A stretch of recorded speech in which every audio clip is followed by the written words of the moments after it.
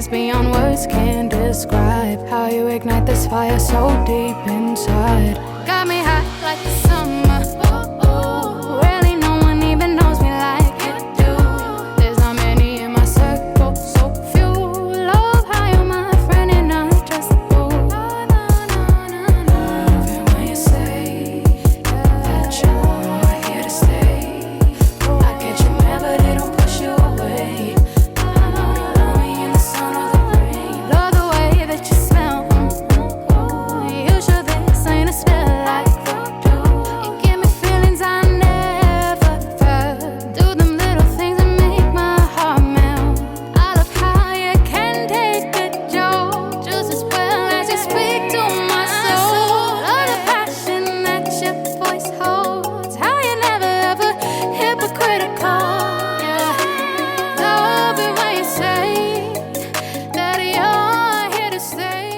Hello, bienvenue dans un nouveau vlog.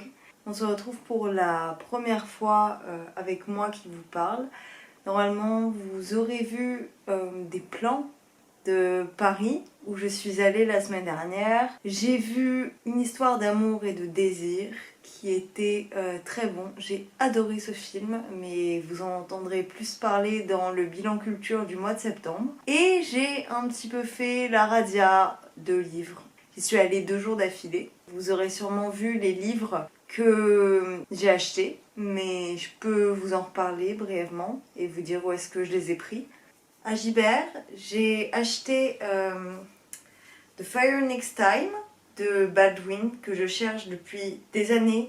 Sauf que vu qu'il est en anglais et qu'il n'était pas trouvable partout, je ne l'avais jamais eu en ma possession. Et il date de 1963. C'est un essai sur les droits fondamentaux aux États-Unis et sur l'émergence du mouvement des droits civils, pour lequel Baldwin a réellement lutté.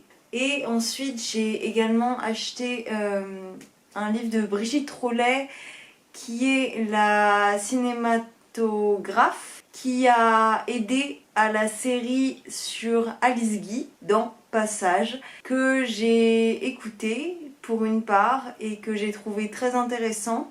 Je me suis dit que j'allais me le procurer étant donné qu'il était disponible dans le Gibert où je suis allée et que c'était l'occasion étant donné que j'étais à Paris. Ensuite, le premier jour, je suis allée à la librairie La Sirène qui se trouve à côté de la gare de Lyon, à vrai dire sur la rue de Lyon, donc l'énorme boulevard qui vient de gare de Lyon à place de la Bastille. Et c'est une librairie d'occasion qui vend de livres anciens, qui vend beaucoup d'essais, qui vend également des romans. Et là-bas, j'ai trouvé un bouquin de Nietzsche, édité dans une très vieille édition de chez Gallimard, qui est du coup Crépuscule des idoles. Nietzsche, j'en ai lu des extraits, mais vraiment très peu, je m'y connais pas du tout.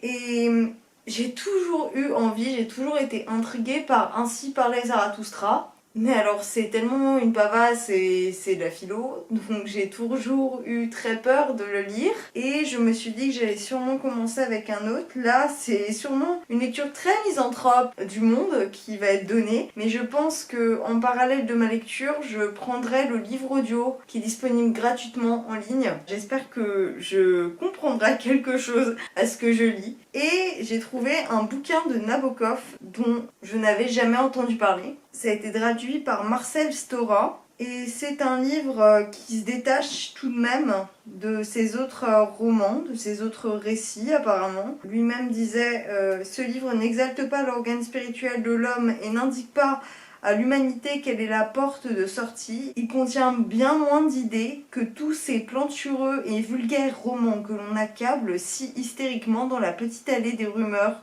entre les balivernes et les huées. Donc ces 2 personnages, donc Herman et Humbert, sont identiques comme 2 dragons, peints par le même artiste à différentes périodes de sa vie.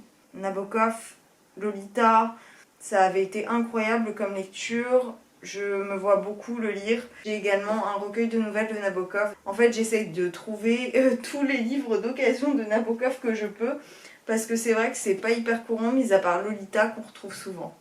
Et puis là encore, c'est pas Ada ou l'ardeur qui est juste gigantesque et qui m'intimide un peu. Je me suis du coup rendue en même temps que je suis allée à Gibert dans le 5e.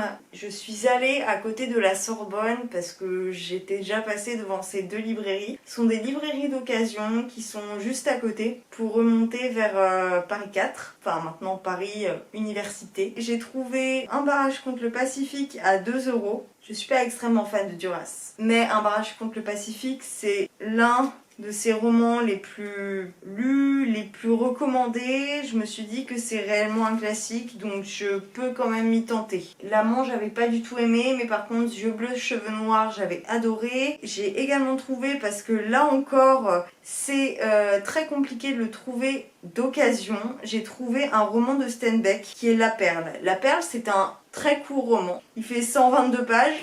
Et à chaque fois qu'on le trouve en occasion, il est à genre 5 balles. J'ai trouvé un 1 balle, j'ai pas hésité. Donc voilà, pour tout ce que j'ai acheté, ça me fait 6 bouquins au total, ce qui est déjà pas mal. Sachant que le week-end de juste avant, j'avais trouvé un autre livre que j'ai acheté réellement parce que la couverture était magnifique.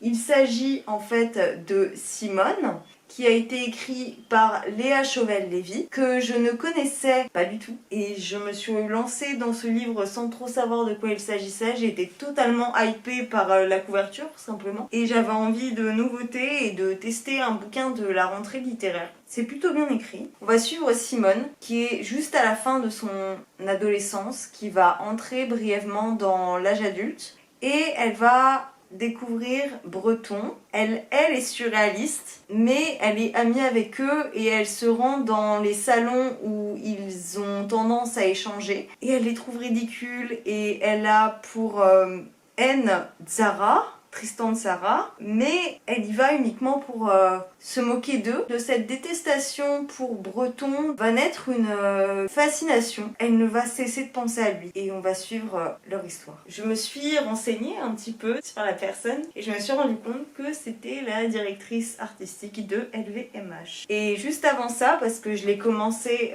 en début de semaine, celui-ci il est très court, il fait moins de 200 pages aussi, j'avais commencé le 2e tome du 2e sexe de Simone de Beauvoir. Il est énorme. C'est même pas écrit en police 12, c'est écrit majoritairement en police 10. Et pour les citations, bien qu'il y ait une marge, c'est écrit en police 8. S'il vous plaît, j'ai une requête pour les éditions qui font ça. Publiez plus de tomes, mais publiez en police 12. Parce que c'est impiffable quoi. Aussi intéressante soit-elle, ça m'en rend désagréable la lecture et c'est trop chiant quoi, parce que Simone elle est brillante sur beaucoup d'aspects. J'ai lu le début de la première partie qui s'appelle Formation, donc du 2e tome. J'ai lu donc le premier chapitre qui est Enfance.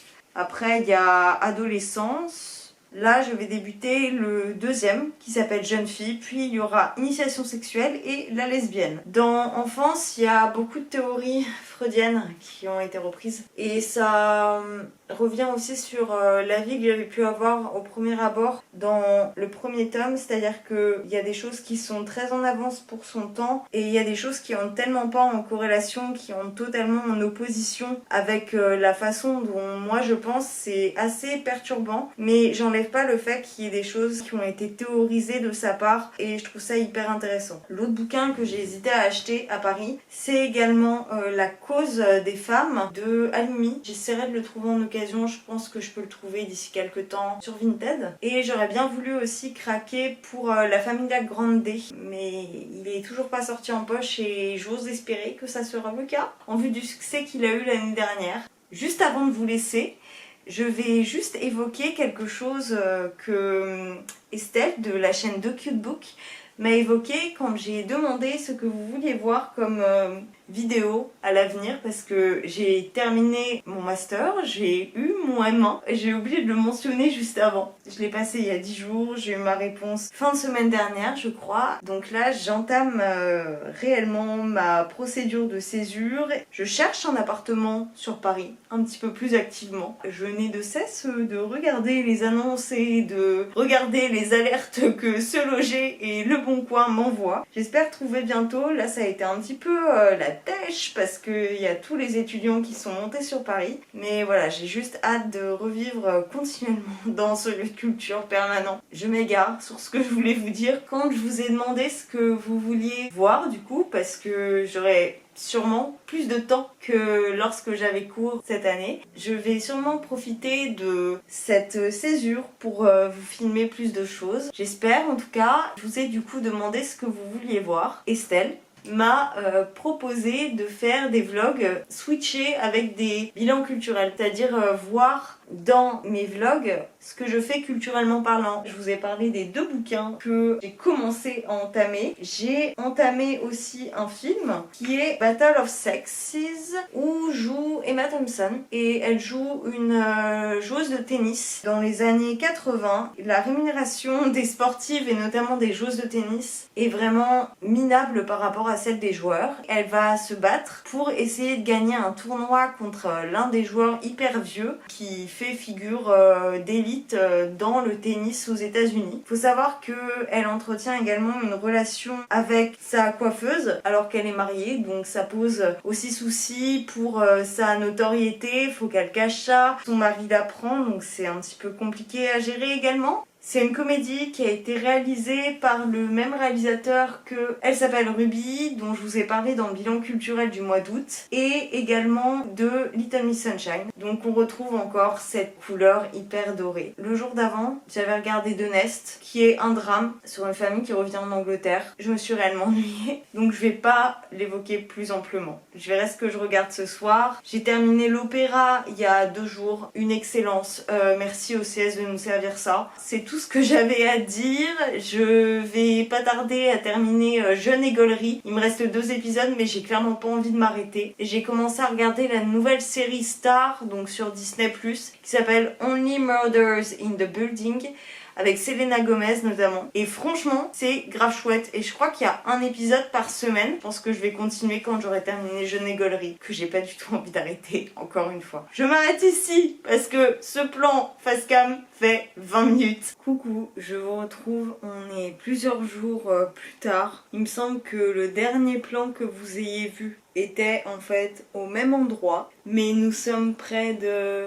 1 semaine après, j'ai fait des choses, je me suis baladée, j'ai eu le temps de profiter de la culture aussi. Et là, je reviens vous parler de quelques petites choses que j'ai eu l'occasion de faire et que j'ai peut-être oublié de filmer. J'ai lu Simone, qui est un livre de Léa Chauvel-Lévy. J'ai trouvé que le livre était relativement bien, mais il retombe totalement sur les 10 dernières pages et j'ai été relativement déçue de la fin, effectivement. On verra ce que le reste de la rentrée littéraire, si je décide à me lancer dedans, peut me réserver. D'ailleurs, si vous avez lu d'autres livres de la rentrée littéraire, je vous laisse m'en faire part en commentaire. J'ai commencé aujourd'hui Notes sur la mélodie des choses et autres textes de Rainer Maria Rilke. De Rilke, j'avais déjà lu Lettre à un jeune poète, qui a été une révélation quand je l'ai lu. Il fait d'ailleurs partie de mes livres préférés. C'est dans l'une des 2 vidéos que j'avais filmées à ce sujet. J'avais trouvé justement cette édition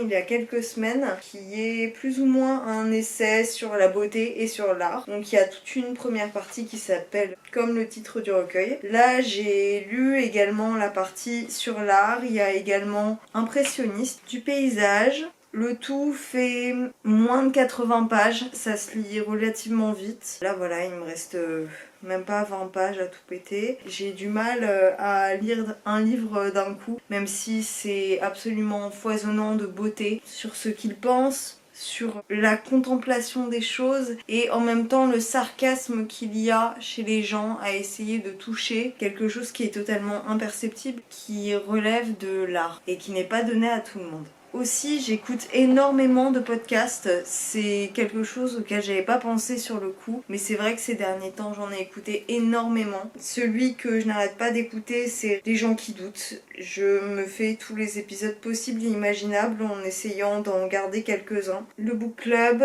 X, dont j'ai déjà parlé. Également un podcast dont je vous parlerai à la fin du mois qui s'appelle Dimanche Pépouze, tenu par Léna qui est aussi youtubeuse, lifestyle et tout ce qui relève des cours. J'ai écouté On se tient au jus qui est tenu par Camille et Justine aussi. J'ai aussi écouté Les chemins de la philosophie de France Culture sur Stephen King, le premier épisode, et ensuite pour les vidéos YouTube c'est divers et varié réellement. J'ai écouté l'émission de Lou Doyon sur RTL avec Jane Birkin, un épisode de Beta Série sur Jeune Égolerie. D'ailleurs au niveau série-film, j'ai fini Jeune Égolerie, j'ai fini L'Opéra, deux séries qui sont sorties sur OCS et aussi Canal du coup, enfin Canal Série au début du mois. Les deux ont été des réussites, c'était fou, j'ai adoré. C'est pas du tout les mêmes ambiances, c'est deux séries françaises, il y en a une qui est carrément de la comédie, il y en a une qui est plus réelle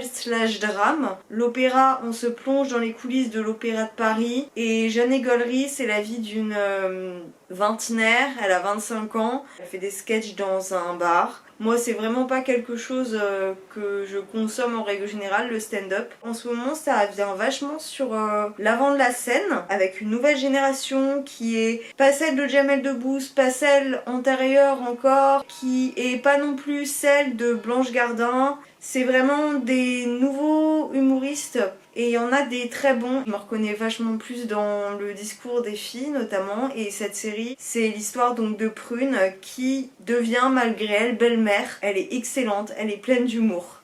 Qu'est-ce que j'ai regardé dernièrement? The Battle of the Sexes, et hier j'ai regardé Léon Morin, prêtre, avec Belmondo, qui était juste incroyable. Belmondo, il incarne un prêtre qui est dans un petit village et il aide une jeune femme qui est en train de remettre sa foi en question.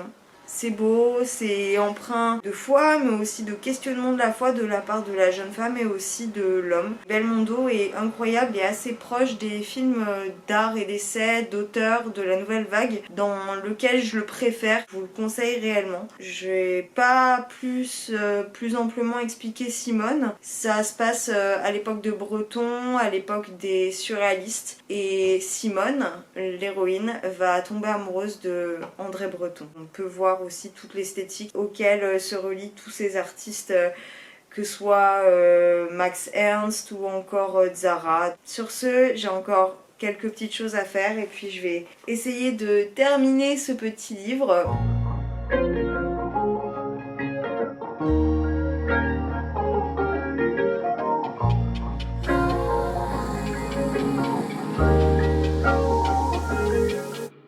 It's deeper than the ocean, baby.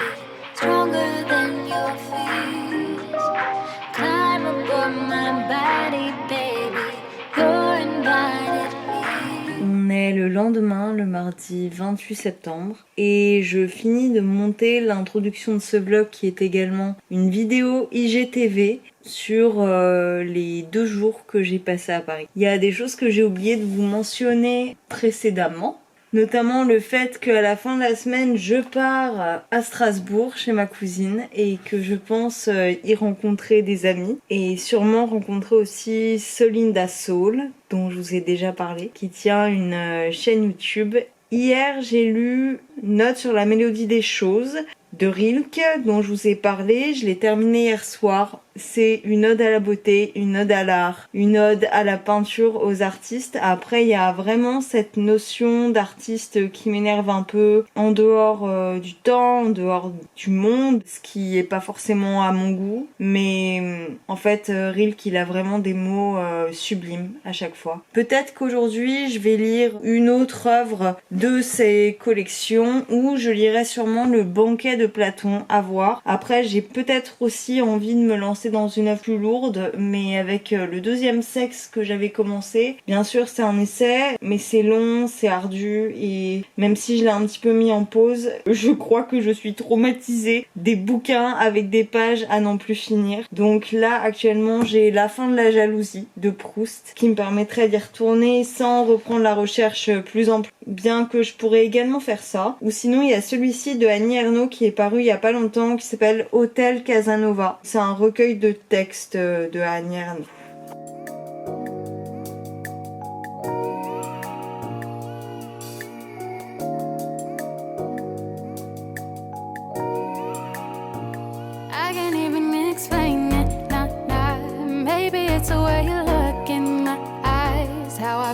beyond words can describe how you ignite this fire so deep inside. Got me hot like the summer. Really, no one even knows me like you do. There's not many in my circle, so few. Love how you're my friend and not just a fool. Je vous prends avant que le soleil ne se couche. Excusez-moi parce que pendant 2 jours je ne vous ai pas prise en face cam, ça va, parce que le premier plan que j'ai filmé où je vous parlais a duré 20 minutes. Nous sommes le jeudi 30 septembre, donc je vais faire une petite rétrospective de quelques petites choses.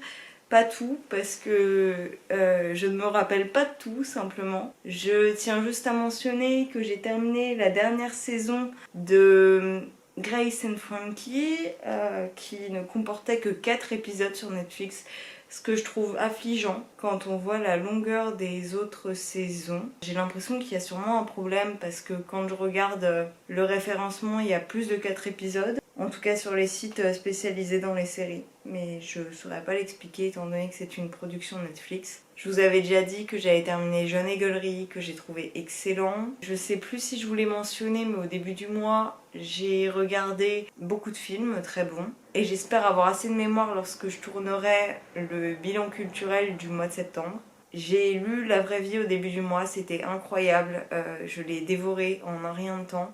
Hier, j'ai commencé, malheureusement, je n'ai pas terminé Gilda, dont je me rappelais avoir commencé la majorité en fait grâce à la médiathèque de Lille où j'avais emprunté le DVD. Vu que c'était une ancienne copie, la fin était rayée. Maintenant que je regarde, soit j'en ai plus aucun souvenir et ça m'étonnerait parce que c'est quand même un très bon film, soit je me suis trompée, ce n'était pas Gilda que j'ai commencé, c'en est un autre, et Gilda je l'avais effectivement emprunté mais je ne l'avais pas regardé. Donc voilà, excellent. Sinon, très très bonne surprise avant-hier, j'ai regardé Drunk, qui est donc le film dont tout le monde a parlé juste avant que nous ne soyons confinés en octobre, parce qu'il venait de sortir au cinéma. C'est un film danois avec Mads Mikkelsen. Je sais pas si je le prononce correctement, mais je pense que vous voyez. Ce film a énormément fait parler de lui. On l'a accusé de faire la promotion de l'alcoolisme. C'est simplement l'histoire de 4 à 5 amis professeurs qui sont blasés de leur vie. Il y a le personnage principal qui est quasi dépressif parce que sa vie est tellement maussade. En fait, l'un d'entre eux voit une étude d'un scientifique qui explique qu'il manque 0,5%, donc l'équivalent de 2 verres de vin, pour être heureux, plus détendu, plus à même d'avoir de la conversation, etc. Et que pour être toujours dans cet état de détente, il est nécessaire que de boire constamment. Donc ils vont se lancer dans ce projet afin de mener une étude, et c'est aussi tous les affres du risque qu'ils prennent en ingérant autant d'alcool en si peu de temps, en si grande quantité. Oui, en très peu de temps, mais en le faisant être courant, quotidien en fait, du matin au soir. Et cela excepté le week-end. Mais voilà, c'était un très bon film. J'en avais énormément entendu parler, puis on a été confinés. Il a à nouveau été en salle pendant très longtemps après. Mais en fait, a posteriori, je me suis dit que c'était pas celui sur lequel je voulais mettre la priorité. Je suis très heureuse d'avoir changé d'avis, juste en me disant, bah tiens, je vais essayer. Il y a 2 soirs de là. Vraiment, je vous le conseille si vous avez la possibilité de le voir. Je sais pas si ce vlog aura été posté avant, mais je sais qu'il est disponible sur Canal jusqu'au 11 octobre. J'ai été vraiment scotchée par en fait le retournement de ce que je pouvais en penser à la base, quoi. Il m'a vraiment fait changer d'avis à son visionnage. Et hier, j'ai encore lu un tout petit écrit de la collection Folio 2€ de Proust, La fin de la jalousie, qui est un recueil de nouvelles. Donc La fin de la jalousie, c'est une nouvelle dont est tiré le titre. Il y a le journal d'une jeune fille, il me semble, ou lettre d'une jeune fille. Il y a Un dîner en ville, et il y en a un autre. Proust, dans ses 4 écrits, il va revenir sur les thèmes de la mondanité, sur les thèmes de la bourgeoisie, sur le risque que ça comporte lorsque c'est si attirant, lorsqu'on veut entrer dans le monde, lorsqu'il y a une chute. Ça a énormément fait une analogie avec Balzac, à mon sens, dans tous ces romans qui montrent des jeunes hommes et des jeunes femmes totalement en ébullition, qui ne veulent qu'exister au sein de la société et qui finalement chutent, dû à la cruauté de ce monde, à la vanité qui est prégnante là-bas. Encore une fois, c'est très beau, c'est Proust, ça m'a fait plaisir de le retrouver, même si c'était pas dans la recherche. C'est toujours une plume que j'aime, qui m'apaise. Ça aborde une partie infime des thèmes qu'il aborde dans la recherche, mais ça laisse entrevoir les prémices de toute la beauté qu'il va donner en ces 7 tomes. C'est totalement différent à mon sens au niveau rédactionnel. Je trouve que la recherche est beaucoup plus proche d'un journal de sa propre vie où il fait une auto-analyse de lui-même et de toute l'entreprise qu'il y a eu, même s'il n'a pas un personnage qui est homosexuel dans la recherche. Je trouve que ça met quand même en lumière sur ce qu'il peut aborder a posteriori. J'ai écouté pas mal de podcasts, mais vraiment je me rappelle pas de tout. Je sais que j'ai réécouté des épisodes de Transfert. Je vous parlerai d'un podcast que j'avais commencé à écouter il y a quelques temps et j'en ai réécouté 2-3 autres qui m'ont plu davantage. Donc c'est Lou et moi, qui est tenu par Lou Doyon, où elle reçoit des célébrités. Elle a reçu sa mère, c'est le premier épisode que j'ai écouté, mais la proximité entre les deux femmes a fait que forcément, il n'y avait pas le même dialogue que ce qui peut être avec les autres artistes. Hier, j'ai écouté Castel Bajac, c'était génial. Et ce matin, j'ai écouté Mika, c'était génial également. Je vous incite à l'écouter, c'est tous les dimanches soirs sur RTL. Et c'est aussi en podcast via votre application. Je suis désolée parce que la lumière est en train de tomber. Il est presque 19h en fait. Et je voulais tourner ce plan avant que la nuit ne soit totalement tombée. Je savais pas trop quoi lire aujourd'hui, donc j'ai pas trop lu pour l'instant. Je vais essayer de faire ça. J'ai encore un tout petit livre dans la collection Folio 2€, mais je trouve ça simple et puis je sais que malgré tout, j'aurai pas nécessairement le temps de le lire ce soir. Alors je trouve ça un petit peu bête de commencer un livre si court et de pas le terminer d'un coup. C'est un recueil de nouvelles de Annie Ernaux qui s'appelle Hôtel Casanova. En fait, c'est un recueil d'articles. Il y a 12 articles en fait dedans. Elle parle de l'URSS à un moment.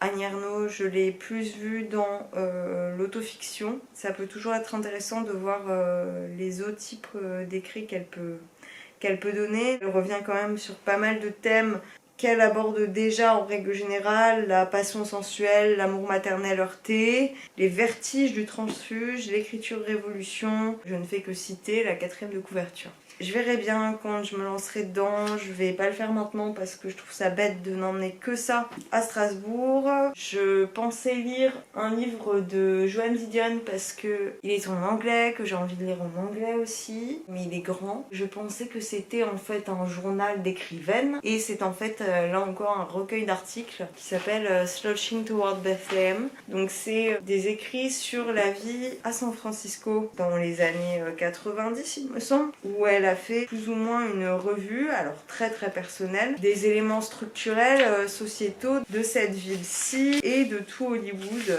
et sa population. Donc il y a 3 parties, il y a Lifestyles in the Golden Land, Personals, donc c'est vraiment sa vue intérieure, et 7 Places of the Mind. Donc la dernière partie, elle va plus parler de sa mère notamment, enfin du rapport à la mère je crois. Golden Age, c'est vraiment toute la population dorée, genre John Wayne, Los Angeles, le rêve californien. Personal, c'est plus On Keeping a Notebook, donc voilà, c'est très journal d'écrivaine aussi, mais je sais pas si les 2 autres parties vont autant me plaire que ce que je n'imagine, donc j'hésite à l'emmener, même s'il est relativement court, il fait 250 pages je crois. Après c'est de l'anglais, donc c'est plus long à lire je crois, mais c'est des articles, des séries d'articles qui ont été publiés dans différents magazines. Donc peut-être que je me lancerai dedans un de ces jours. Peut-être en revenant parce que il est possible qu'en étant là-bas, je ne sois pas assez concentrée pour lire un livre aussi important. Quoi qu'il en soit, c'est un petit peu antithétique, mais celui-ci me donne davantage envie parce que Margarito a lancé un challenge, entre guillemets, qui s'appelle Journal d'hiver, et où elle nous propose de lire un journal d'écrivain ou de personnalité, pas nécessairement d'écrivain ou d'écrivaine d'ailleurs, mais d'artiste, de n'importe qui, un journal en tout cas. C'est réellement le style d'ouvrage que je préfère. Vous avez vu depuis janvier mon amour absolument développé pour Déborah Lévy. Si ça tenait qu'à moi, j'emmènerais le dernier volume de sa biographie, de son journal. Mais il est tellement gros et c'est un hardback, il me fait l'œil depuis des semaines, et là en particulier, mais je peux vraiment pas l'emmener, ça va être beaucoup trop lourd malheureusement. Donc Jeanne m'a prêté plusieurs livres. Parmi ceux-ci, il y a Journal d'un écrivain de Virginia Woolf, qui lors de sa parution a fait beaucoup parler. J'avais vraiment hésité à l'acheter sur le coup et quand Jeanne m'a dit je peux te le prêter, même si Virginia Woolf j'ai lu quelques-uns de ses écrits et que tous ne m'ont pas transcendé, j'ai un souvenir très tendre pour une chambre à soi qui était mon cadeau de moi à mes 18 ans. Je trouve qu'elle a quand même une belle plume et c'est toujours intéressant que de lire les aspirations, les inspirations d'artistes en règle générale. Donc je pense que je vais sûrement me lancer dans ça. Surtout que c'est une forme de journal, ce qui est totalement logique. Donc c'est référencé par jour et je trouve ça beaucoup plus digeste à lire au final. J'ai hâte de me lancer dedans. Je vous en parlerai. Sur ces mots, je vous laisse. J'ai beaucoup parlé, il me semble pas avoir fait beaucoup de plans où je vous filmais mon environnement, notamment parce que ici je vais tout le temps dans les mêmes endroits quand je ne vais pas en centre-ville et que au niveau transport ici, c'est pas manquer un métro, mais si nous manquons un bus, nous ne pouvons pas partir de chez nous de la journée. C'est la campagne et je pense que les gens qui connaissent ça comprennent également ma peine quand j'ai vécu dans des grandes villes. J'arrête de parler. Encore une fois, je suis désolée pour les lumières qui ont totalement changé dans ce vlog. Je sais que j'ai filmé un plan qui était quasi jaune. Ce plan est en train de s'assombrir. Je ne sais pas ce qu'a ma caméra en plus en ce moment, elle fait un petit peu n'importe quoi au niveau des couleurs et de la mise au point. Bref, j'espère quand même que tout ça vous a plu. Je vous laisse commenter, aimer, me rejoindre sur Instagram, mes autres réseaux sociaux. Normalement, tout est en barre d'infos. Si vous avez des questions, encore une fois, je vous laisse me contacter. Et moi, je vous dis à bientôt dans la prochaine vidéo. Ciao.